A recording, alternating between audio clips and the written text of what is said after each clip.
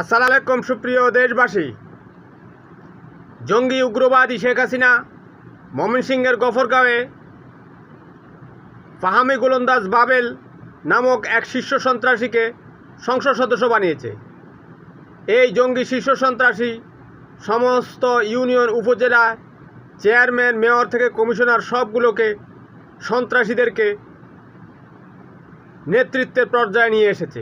এই সন্ত্রাসীরা পুরো ময়মনসিংহ জুড়ে শত শত অস্ত্রধারী সন্ত্রাসী দিয়ে পুরো ময়মনসিংহের মানুষের উপর অকথ্য নির্যাতন চালিয়েছে।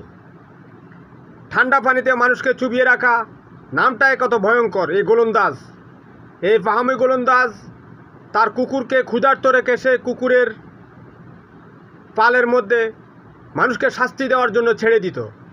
এ যেন উত্তর কোরিয়ার আরেক জারস কিম জং উনের মতো আরেকটা উগ্র সন্ত্রাসী জঙ্গি। এই জঙ্গিরা